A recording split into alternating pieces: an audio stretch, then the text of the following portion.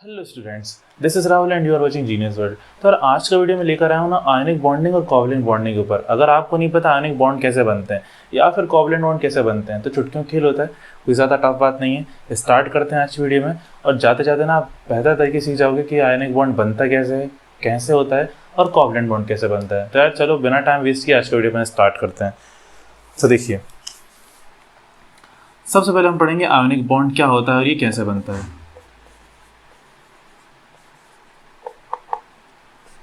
देखिए, ionic bond क्या होता है ये जानने के लिए ना आपको थोड़ा बहुत एटम के बारे में पता होना चाहिए एंड आई थिंक होगा, है ना।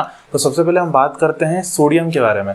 तो देखो, सोडियम का एग्जांपल ले लेते हैं। हम सभी जानते हैं, देखो सोडियम कितने नंबर पर आता है, हम सभी जानते हैं सोडियम आता है भाई साहब 11 नंबर पर।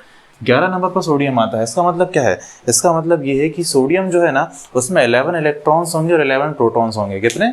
11 ही इसमें इलेक्ट्रॉन्स होंगे और 11 इसमें प्रोटॉन्स होंगे। मतलब जो जितने नंबर पर आता है उसमें उतने ही इलेक्ट्रॉन्स होते हैं और उतने ही क्या होते हैं? प्रोटॉन्स होते हैं। तो जरा मैं साइड में लिख देता हूँ, ठीक है ना।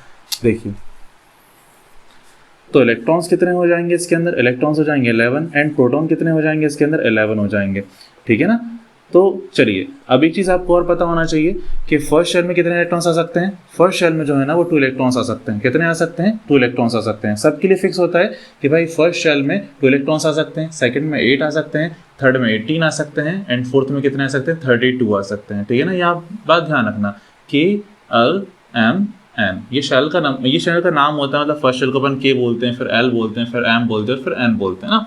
चलिए, तो फर्स्ट शेल में कितने इलेक्ट्रॉन्स आ गए? 2 आ गए। लेकिन हमारे पास कितने सोडियम है भाई? 11 है। तो हमने सेकेंड शेल बनाई। क्यों बनाई? क्योंकि 11 थे ना।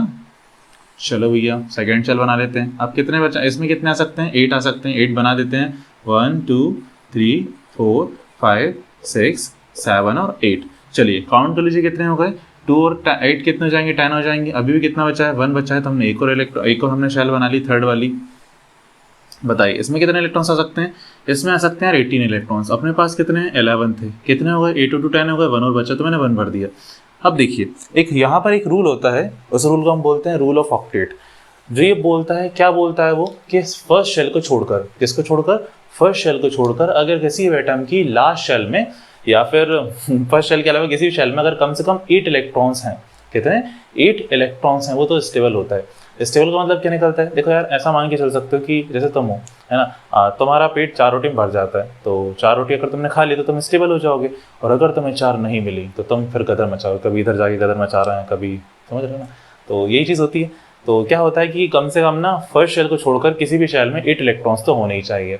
तो अब चक्कर क्या है, देखो यहाँ सोडियम के साथ, इसकी फर्स्ट शेल में 2 इलेक्ट्रॉन्स हैं, फर्स्ट शेल में 2 ही होना चाहिए और 2 हैं मतलब स्टेबल है। सेकंड में कितने इलेक्ट्रॉन्स हैं? सेकंड में 8 है, मतलब सेकंड भी स्टेबल है। लेकिन थर्ड शेल स्टेबल नहीं है। उसका रीज़न क्या है? देखो, होना तो इसमें 18 चाहिए थे, लेकिन अगर 8 भी है तो ऑक्टेट के रूल के हिसाब से ही कंप्लीट है। तो लेकिन इसमें 8 नहीं है, कितना है? 1 है। अब क्या करें भैया, ये तो अनस्टेबल है। तो होता क्या है ना कि ये अपना एक इलेक्ट्रॉन जो है वो या तो डोनेट कर सकता है या फिर एक्सेप्ट कर सकता है, ठीक है ना। डोनेट मतलब होता है निकालना। आप खुद ही सोचिए, अब इसके पास 2 रास्ते हैं 8 करने के। इसके पास 7 है तो ये 8 करने के 2 रास्ते हैं। पहला कौन सा रास्ता है कि अपना ये एक इलेक्ट्रॉन डोनेट कर सकता है या फिर 7 और गेन कर सकता है। आप खुद ही सोचिए किस में ज़्यादा फायदा होगा इसे। अगर ये 7 इलेक्ट्रॉन गेन करना चाहता है तो उसके लिए इसे बहुत ज़्यादा एनर्जी चाहिए पड़ेगी। मतलब भाई एनर्जी होगी तभी तो पकड़ खींचेगा ना 7 इलेक्ट्रॉन्स को, है ना। तो फायदा किसमें कि अपना एक इलेक्ट्रॉन बाहर निकाल दे। तो ये क्या करता है, अपने एक इलेक्ट्रॉन को बाहर निकाल देता है। कैसे? देखिए, इसने एक इलेक्ट्रॉन को बाहर निकाल दिया। कहाँ निकाल दिया? बाहर निकाल दिया। अच्छा मुझे बताओ पहले क्या था? पहले इसमें इलेक्ट्रॉन्स थे 11। और चलिए, तो यहाँ पर आपको समझ में आ गया कि सोडियम कैटायन कैसे बनता है। अब यार बात करते हैं क्लोरीन की। क्लोरीन को तुमने कभी देखा है? मुश्किल है देखा हो, दिखाई नहीं देती, गैस होती है ना। चलो देखो, क्लोरीन कितने नंबर पर आता है? क्लोरीन भाई साहब, क्लोरीन आता है 17 नंबर पर। कैसे समझ लोगे ना। हाँ ठीक है, चलो। क्लोरीन कहाँ आता है? 17 नंबर पर आता है। इसका मतलब ये होता है भाई साहब कि क्लोरीन में कितने इलेक्ट्रॉन्स होंगे? क्लोरीन में 17 इलेक्ट्रॉन्स होंगे। और प्रोटॉन कितने होंगे? प्रोटॉन भी इसमें कितने होंगे? 17 ही होंगे। तो आप मुझे बताइए कि इस कंडीशन में क्लोरीन पर कोई चार्ज होगा? बताइए, प्लस माइनस क्या हो जाएगा? माइनस 0 चार्ज आएगा। कितना चार्ज आएगा? 0 चार्ज आएगा। मतलब क्लोरीन पर कोई चार्ज नहीं है। अपन इसका इलेक्ट्रॉनिक कन्फिगरेशन वाला या फिर अपन देख लेते हैं भाई कितने शेल्स में कितने इलेक्ट्रॉन है। तो अपन ने बनाई फर्स्ट शेल। बताइए फर्स्ट शेल में कितने इलेक्ट्रॉन्स आएंगे? फर्स्ट शेल में हम सभी जानते हैं कितने आ सकते हैं भाई साहब? 2 आ सकते हैं। हमारे पास कितने हैं? 17। अरे काफ़ी हैं, ढेर सारे हैं, भर देते हैं। तो फर्स्ट शेल में 2 भर दिए। बताइए सेकेंड शेल में कितने भर सकते हैं? 17 थे, 2 गए, कितने बचे 15, और सेकंड में कितने आ सकते हैं 8 आ सकते हैं। मतलब कि भाई साहब अभी हम पढ़ सकते हैं कितने के कितने पूरे 8 की 8, 3 4 5 6 7 एंड 8। चलिए 8 और 2 कितने हुए 10 हो गए, है ना। अब कितने बचे हमारे पास 7 और बचे, तो मतलब हमें थर्ड शेल बनानी पड़ेगी। थर्ड शेल में कितने इलेक्ट्रॉन्स आ सकते हैं बताइए। थर्ड शेल में आ सकते हैं 18। हमारे पास कितने बचे हैं, हमारे पास तो भाई अभी 7 बचे हुए हैं, है ना। तो चलो 7 ऊपर देते हैं, 1 2 3 4 5 6 7। अब देखिए कंडीशन क्या है। कंडीशन ये हम सभी जानते हैं कि भाई किसी भी एलिमेंट का ऑक्टेट कंप्लीट होने के लिए, किसी भी एलिमेंट का मतलब स्टेबल होने के लिए उसका ऑक्टेट कंप्लीट होना जरूरी है। क्लोरीन के साथ समस्या क्या है, क्लोरीन के साथ समस्या ये है कि इसकी फर्स्ट शेल तो कंप्लीट है, सेकंड में 8 होने चाहिए थे, वो भी खुश है। लास्ट में कितने इलेक्ट्रॉन्स हैं, लास्ट में 7 इलेक्ट्रॉन्स हैं। मतलब समझ रहे हो, मतलब ये है कि यार ये स्टेबिलिटी से ना बस थोड़ा सी दूर है। ये कह रहा है कि यार मुझे बस 1 इलेक्ट्रॉन मिल जाए। कितने इलेक्ट्रॉन्स इसके पास हैं 7 है, कितना कम पड़ रहा है 1। तो ये चाहता है कि अगर मुझे 1 इलेक्ट्रॉन और मिल जाए ना तो मैं स्टेबल हो जाऊंगा। क्या हो जाऊंगा, स्टेबल हो जाऊंगा। अब तुम्हें बताओ, अच्छा 2 रास्ते भी इसके पास 2 हैं, या तो ये 7 के 7 बाहर निकाल सकता है या ये 1 गेन कर सकता है, लेकिन ये निकालना नहीं चाहेगा। उसका रीज़न क्या होता है, देखो रीज़न ये है, मान के चलो कि तुम्हारी बचपन से इच्छा थी कि यार मुझे ये चीज़ खरीदना है, मैं मतलब कोई बहुत कॉस्टली चीज़ थी, मान के चलो कितना ले लेते हैं, कोई अमाउंट मान लो 1 करोड़ मान लो, आपको चाहिए था कि भाई 1 करोड़ का मुझे सामान लेना है। आपके पास 99 लाख रुपीज़ हो चुके हैं, आपको बस 1 लाख चाहिए। आप जी तोड़ मेहनत करोगे, कमा लोगे और वो चीज़ ले लोगे, समझ रहे हो ना। लेकिन आप वो 99 लाख को लूज नहीं करोगे। सेम वही कंडीशन है भाई, लास्ट शेल में कितने इलेक्ट्रॉन्स हैं 7 है, कितना चाहिए 1 चाहिए, तो ये 1 कहीं से जुगाड़ कर लेगा, ले लेगा, है ना। तो देखो आपको याद होगा सोडियम ने अपना 1 इलेक्ट्रॉन निकाला था, तो यही 1 इलेक्ट्रॉन ही ले लेगा, समझ गए ना। अब देखो क्या हो रहा है, अब मुझे बताओ इलेक्ट्रॉन एक बढ़ गया, पहले कितने थे 17 थे, अब इलेक्ट्रॉन कितने हो गए, अब हो गए भाई साहब 18। प्रोटॉन कितने थे 17 थे, क्या प्रोटॉन बढ़े घटे, नहीं, प्रोटॉन ट्रांसफर नहीं हुआ, तो प्रोटॉन कितने हैं अभी भी, प्रोटॉन अभी भी 17 है। बताओ क्या होगा, प्लस माइनस माइनस हो जाएगा, कितना आएगा 1, वो भी आएगा माइनस का। तो इस कंडीशन में क्लोरीन के ऊपर 1 माइनस चार्ज आ जाएगा, कितना आ जाएगा 1 माइनस चार्ज आ जाएगा, कितना आएगा बताइए 1 माइनस चार्ज आ जाएगा। 1 माइनस क्यों आएगा, क्योंकि इसके पास 1 इलेक्ट्रॉन ज़्यादा है। देखिए जो ज़्यादा होता है वो ऊपर जाता है, जैसे 1 पॉजिटिव लिखा है मतलब कि 1 प्रोटॉन ज़्यादा है, और प्रोटॉन ज़्यादा कैसे होगा, इलेक्ट्रॉन कम होने से होगा। ध्यान रखिए प्रोटॉन बढ़ते नहीं है, है ना। क्या होता है अगर इलेक्ट्रॉन कम हो जाता है तो इनिशियली प्रोटॉन बढ़ जाते हैं, है ना। तो यहाँ पर क्या हुआ, प्रोटॉन बढ़ गए, और यहाँ पर क्या हुआ, इलेक्ट्रॉन बढ़ गए। आप ध्यान से देखिए, हमने से क्या कहा था, पॉजिटिव वाले को हमने बोला था कैटायन, और नेगेटिव वाले को हम क्या बोलते हैं, नेगेटिव वाले को हम बोलते हैं एनायन। क्या बोलते हैं, एनायन। जैसे हम क्या बोलेंगे, इसे हम बोलेंगे एनायन, दिख रहा होगा, है ना। इसे हम क्या बोलते हैं, एनायन बोलते हैं। एनायन कब बोलेंगे, जब किसी के ऊपर माइनस चार्ज आ जाएगा। ध्यान रखिएगा, प्लस चार्ज वाले को कैटायन कहा जाता है एंड माइनस चार्ज वाले को एनायन कहा जाता है। अब बात करते हैं भाई, अपन समझ रहे थे आयनिक बॉन्ड क्या होता है। देखो आयनिक बॉन्ड क्या होता है, जब किसी भी 2 एलिमेंट के बीच में इलेक्ट्रॉन्स का ट्रांसफर होता है, मतलब एक एलिमेंट इलेक्ट्रॉन को गेन करता है और दूसरा उसे लूज करता है, उस कंडीशन में आयनिक बॉन्ड बनता है। कौन सा बॉन्ड बनता है, आयनिक बॉन्ड बनता है। अगर आप दूसरी भाषा में सुनना चाहते हो डेफिनेटली सुन लो, जब एक पॉजिटिव आयन और एक नेगेटिव आयन आपस में मिल जाते हैं, एक बॉन्ड बनाते हैं, सब क्या बोलते हैं, सब आयनिक बॉन्ड बोलते हैं। क्या बोलते हैं, आयनिक बॉन्ड बोलते हैं। अब देखो यहाँ पर Na क्या था, पॉजिटिव था, और Cl क्या था, नेगेटिव था। ये दोनों मिल जाएंगे और बना लेंगे कौन सा, आयनिक बॉन्ड। कौन सा बॉन्ड बना लेंगे, आयनिक बॉन्ड। मतलब कि Na प्लस को आप प्लस कर दें काय में, Cl माइनस में, तो क्या बन जाएगा, तो बन जाएगा NaCl। और ये कौन सा बॉन्ड होता है, आयनिक बॉन्ड होता है। ऐसे आयनिक बॉन्ड हम क्यों बोल रहे हैं, इसे आयनिक बॉन्ड बोलने का रीजन है आयन से बना है। कौन कौन से आयन से बना है, कैटायन और एनायन से। आई होप कि आपको समझ में आ गया होगा कि आयनिक बॉन्ड क्या होते हैं। क्लियर है ना, आयनिक बॉन्ड क्या होते हैं, आयनिक बॉन्ड वो होते हैं जो आयन से बने होते हैं। कौन कौन से आयन से, पॉजिटिव और नेगेटिव आयन से। पॉजिटिव आयन मतलब कैटायन, नेगेटिव मतलब एनायन। क्लियर है ना, ये चीज क्लियर है, समझ में आ गई होगी आई थिंक। चलिए आगे बढ़ते हैं, अब हम देखते हैं कोवलेंट बॉन्डिंग क्या होती है। उसके बाद हम एक एग्जांपल और देख लेंगे इनका, तो और चीजें क्लियर हो जाएंगी। लेकिन पहले समझते हैं कि कोवलेंट बॉन्डिंग में और इसमें डिफरेंस क्या होता है, या फिर पहले समझ लेते हैं कोवलेंट, फिर देखेंगे डिफरेंस। चलिए कोवैलेंट बॉन्ड, कोवैलेंट बॉन्ड। चलिए ये कोवैलेंट बॉन्ड क्या होता है, जरा समझते हैं बात को कि भाई कैसे बनता है कोवैलेंट बॉन्ड। चलिए देखिए, तो यहाँ पर मैं एक नंबर ले रहा हूँ, कार्बन। बताइए कार्बन कितने नंबर पर आता है, what is the atomic number of carbon. आपको भी 6 पर आता है। चलिए कार्बन 6 पर आता है, इसका मतलब क्या है कि कार्बन में इलेक्ट्रॉन्स कितने हैं, कार्बन में इलेक्ट्रॉन्स है भाई साहब 6, और प्रोटॉन्स कितने हैं प्रोटॉन्स भी हैं कार्बन में कितने 6, दोनों कैसे हैं, दोनों बराबर हैं। तो भाई साहब टोटल चार्ज क्या हो जाएगा, 0 हो जाएगा। भाई इनिशियल कंडीशन में किसी भी एटम पर 0 चार्ज ही तो होता है, ठीक है ना। चलिए तो इसके अपन शेल बना लेते हैं। शेल बनाया हमने, फर्स्ट शेल में बताइए कितने इलेक्ट्रॉन्स आ जाएंगे, फर्स्ट शेल में जाएंगे कितने इलेक्ट्रॉन्स, 2 इलेक्ट्रॉन्स। तो ये आ गए 2, 6 पर आता है, 2 हमने बना लिए, कितने बचे, 4 बचे ना। तो हमने सेकेंड शेल बनाई और कितने इलेक्ट्रॉन्स बना दिए, 1 2 3 4 इलेक्ट्रॉन्स बना दिए। चलिए अब देखिए यहाँ पर एक छोटी सी, आप मुझे एक बात बताइए कि इसके पास लास्ट शेल में 4 इलेक्ट्रॉन्स हैं। ऑक्टेट का रूल याद होगा, क्या बोलता है, ऑक्टेट का रूल बोलता है भाई साहब कि किसी भी एलिमेंट में कम से कम 8 इलेक्ट्रॉन्स तो होना चाहिए। कितने हैं इसके पास, 4 है। अब आप ये बताइए 4 इलेक्ट्रॉन गेन करेगा या फिर लूज करेगा। आप कहोगे सर कुछ भी कर सकता है, भाई 4 तो हैं, 4 और चाहिए, या तो भाई दे दे या ले ले, हमें क्या करना। देखो कंडीशन क्या है कि यहाँ पर ना अगर ये 4 इलेक्ट्रॉन लेता है तो 4 इलेक्ट्रॉन को मेंटेन करने के लिए इसका पॉजिटिव चार्ज इतना स्ट्रांग नहीं है और ये अनस्टेबल हो जाएगा, है ना। और अगर ये 4 इलेक्ट्रॉन लूज कर देता है तो ये भी अनस्टेबल हो जाएगा, इसका पॉजिटिव चार्ज बहुत स्ट्रांग हो जाएगा। दोनों ही कंडीशन में ये चीज़ फेवर नहीं कर सकता। फिर क्या कर सकता है भाई, और क्या रीज़न है, आप क्या करेगा भाई, ना ये गेन करने तैयार है ना लॉस करने तैयार है, अब तो भगवान इसका रक्षक है, ऐसा नहीं। एक चीज़ और होती है, गेनिंग लूजिंग से कौन सा बॉन्ड बनता है, आयनिक बॉन्ड। ये कर सकता है शेयरिंग, है ना, शेयरिंग इज फन।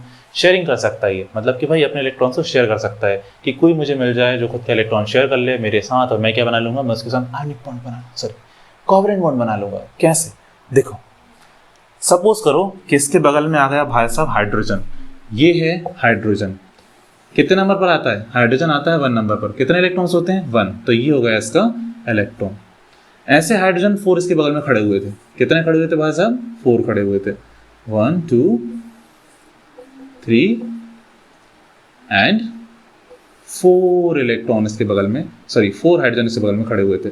तो देखो हाइड्रोजन कितने नंबर पर आता है, 1 नंबर पर आता है। आप खुद ही सोचिए, अब हाइड्रोजन के साथ कंडीशन क्या है, हाइड्रोजन के साथ कंडीशन ये है कि इसके पास सिर्फ 1 इलेक्ट्रॉन है। कितना इलेक्ट्रॉन है, सिर्फ 1। अब क्या हो सकता है, 1 इलेक्ट्रॉन है, इसे स्टेबल होने के लिए फर्स्ट शेल में कम से कम 2 इलेक्ट्रॉन्स चाहिए। ये भी भाई 1 गेन कर सकता है या 1 लूज कर सकता है ना।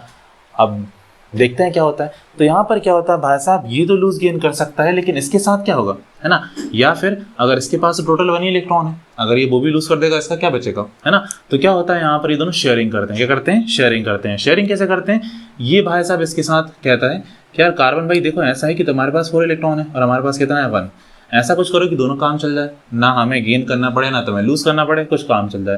तो ये कहता है चलो आओ शेयरिंग करते हैं। तो ये हाइड्रोजन पहुंच जाता है भाई साहब यहाँ पर और ऐसा उसके साथ जाकर मिल जाता है ना। ये रहा हाइड्रोजन का इलेक्ट्रॉन। चलिए अब ऐसे ही बाकी हाइड्रोजन भी करते हैं। ये हाइड्रोजन यहाँ पर आ गया, ये भाई साहब ये हाइड्रोजन यहाँ पर चला गया,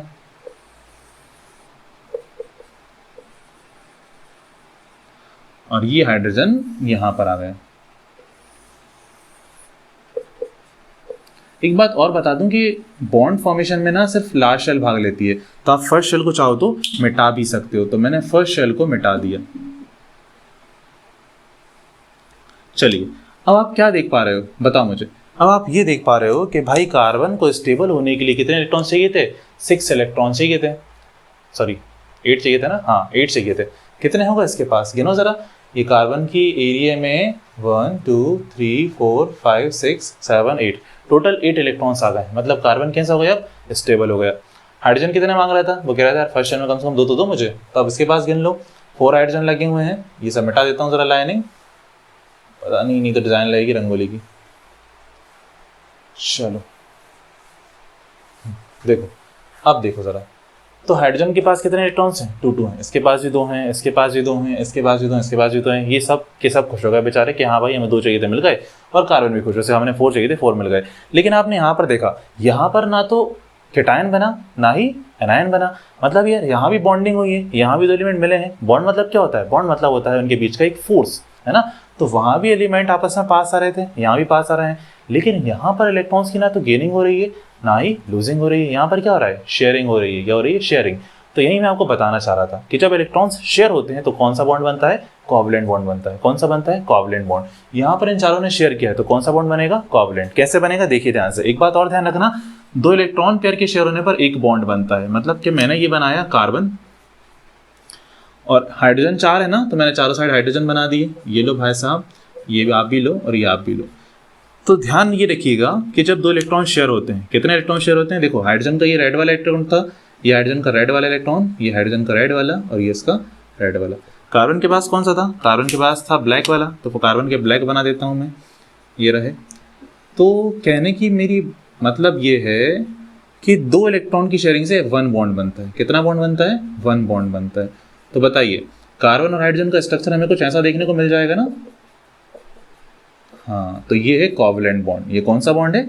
ये कोवैलेंट बॉन्ड है। कोवैलेंट बॉन्ड मतलब जो शेयरिंग से बनता है। चलिए, तो आपने देखा किस तरीके से कोवैलेंट बॉन्ड बनता है और किस तरीके से आयनिक बॉन्ड बनता है। आई होप कि आपको क्लियर हो गया होगा। लास्ट रिकैप में अपन ये बोल सकते हैं कि आयनिक बॉन्ड जो होते हैं ना, वो बनते हैं किससे? आयन से। कौन कौन से आयन से? पॉजिटिव आयन से और नेगेटिव आयन से। जबकि जो कोवैलेंट बॉन्ड होता है वो कैसे बनता है? वो बनता है इलेक्ट्रॉन की शेयरिंग से। जब इलेक्ट्रॉन शेयरिंग करेंगे तो कौन सा बॉन्ड बनेगा? कोवैलेंट बॉन्ड बनेगा। कुछ एग्जांपल देखते हैं और देखते हैं हमें कौन सा बॉन्ड बनेगा, आयनिक या कोवैलेंट। चलिए स्टार्ट करते हैं।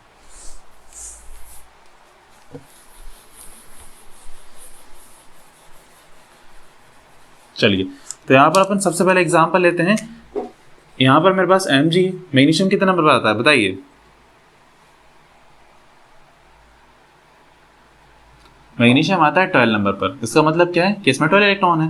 बनाइए, फर्स्ट शेल में कितने आ जाएंगे? फर्स्ट शेल में आ जाएंगे 2 और सेकंड में कितने आ जाएंगे? सेकंड में आ जाएंगे 8। 1 2 3 4 5 6 7 8 और कितने बच गए? 4 और बच गए ना? 4 बच गए ना? हाँ नहीं, 4 कहाँ, 2 बचे। तो यहाँ पर बनाइए 2 इलेक्ट्रॉन्स। तो हमने देखा है इसकी लास्ट शेल में 2 इलेक्ट्रॉन ज़्यादा में है। कितने ज़्यादा में? 2। 8 होना चाहिए था ना, कितने हैं? 2 ज़्यादा है, तो इसे डोनेट कर देगा। अब किसे डोनेट करेगा? माई बगल में क्लोरीन है, बगल में क्या लगा हुआ है? क्लोरीन। तो यार हम जानते हैं क्लोरीन आता है 17 नंबर पर। मतलब कि फर्स्ट शेल में कितने इलेक्ट्रॉन्स आ जाएंगे? 2। सेकंड में कितने आ जाएंगे? 8। कितने हो गए भाई?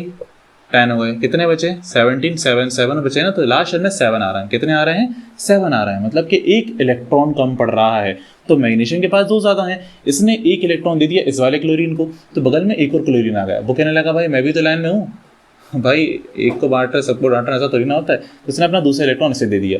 मतलब कि मैग्नीशियम ने अपने लास्ट शेल में जो 2 इलेक्ट्रॉन ज़्यादा थे उनमें से एक दे दिया एक क्लोरीन को और दूसरा दे दिया दूसरे क्लोरीन को। तो ऐसे मैग्नीशियम 2 क्लोरीन के साथ जुड़कर बना लिया MgCl2। क्या बना लिया?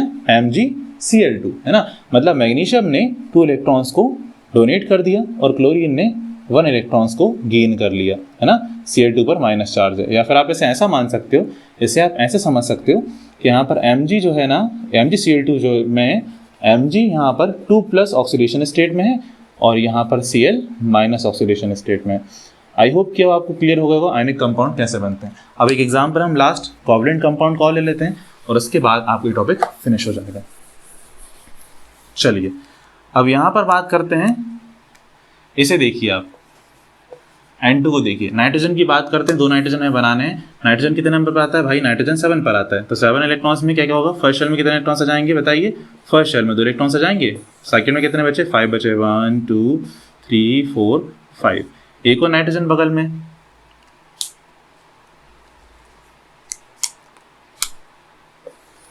Same condition. फर्स्ट शेल में कितने इलेक्ट्रॉन्स हैं? 2। सेकंड में कितने हैं? 1 2 3 4 5।